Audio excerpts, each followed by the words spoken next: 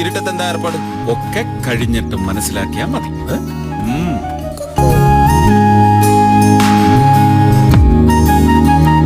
ഇതിലെന്തോ ഗുൽമാലുണ്ടല്ല ഉണ്ടല്ല ഓലും തമ്മിൽ ലപ്പല്ലേ മുഹബത്ത് ഇഷ്ക് പ്രേമം.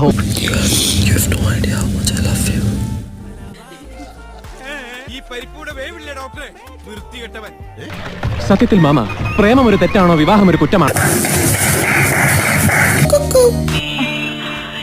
എന്നെ സ്നേഹിക്കൂ, പ്ലീസ് ലവ് മീ,